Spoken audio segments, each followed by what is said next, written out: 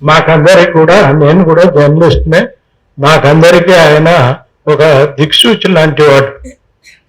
చాలా మంది నాతో ఏమంటారంటే, మనుస్మృతి అనేటువంటిది భారత రాజ్యాంగం రాకముందు అది మన రాజ్యాంగంగా ఉండిందా అని చాలా మంది చదువుకున్న వాళ్ళే నన్ను అడుగుతుంటారు. వీళ్ళకి ఎందుకు తెలియదు భారత రాజ్యాంగం రాకముందు మనుస్మృతి రాజ్యాంగంగా చలామణి అయింది అనేది భారతదేశంలో అని నాకు ఆశ్చర్యం అనిపిస్తుంది. కానీ మనుస్మృతి ఇప్పటికి కూడా రాజ్యాంగంగానే చలామణి అవుతుంది.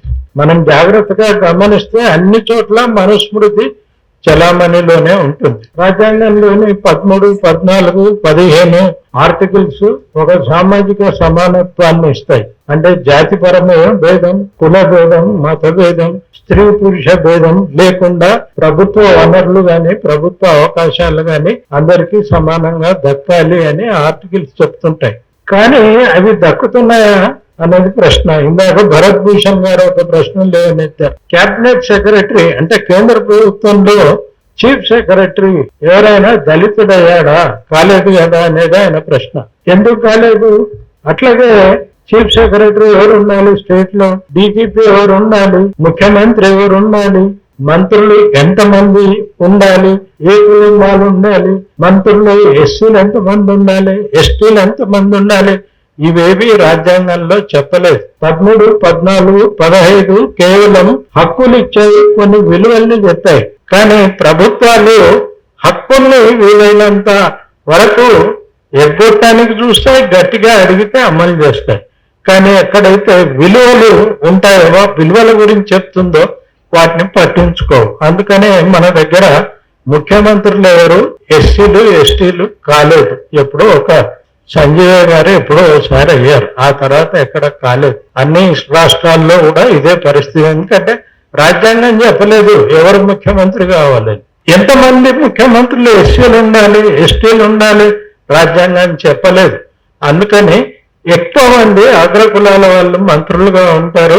వీళ్ళకి వాళ్ళ వాళ్ళ రాజకీయ అవసరాలను బట్టి, ఆ పార్టీ అవసరాలను బట్టి 1, 2 ఇస్తారు. మనకి బాగా తెలుసు, టిఆర్ఎస్ నాయకుడు మన కేసీఆర్ ఉద్యమ సందర్భంలో ఏం చెప్పాడు?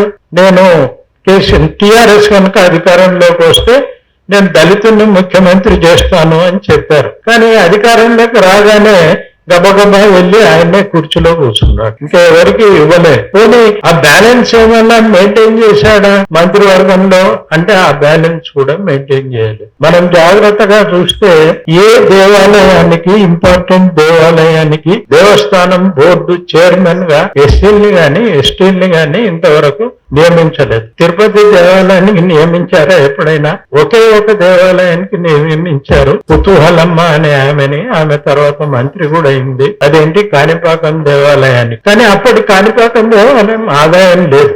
కాణిపాకం దేవాలయానికి ఈ రోజు చాలా ఆదాయం ఉంది. ఆ తర్వాత అది ఆదాయం పుంజుకున్న తర్వాత ఒక ఎస్టీని గాని ఎస్సీని గాని అక్కడ నియమించలేదు.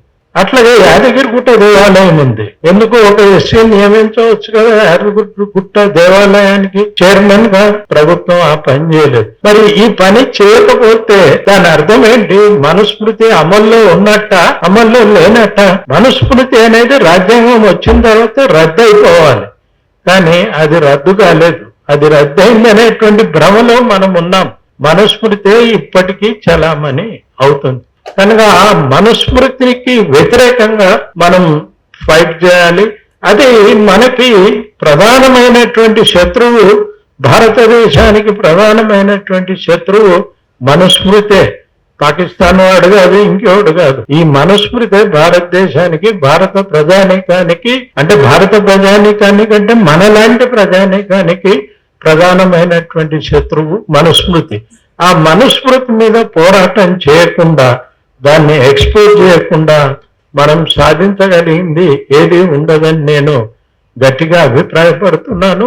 ఆ మనుస్మృతి మీద మేము సుందరయ్య విజ్ఞాన కేంద్రం తరఫున టీపీఎస్కే ఇటువంటి సంఘాలన్నీ కలిసి ఫైట్ చేస్తున్నాయి. ఆ ఫైట్ లో మీరందరూ కూడా జత కలవాలని కోరుతూ నాకు అవకాశం ఇచ్చినందుకు ధన్యవాదాలు తెలియజేస్తూ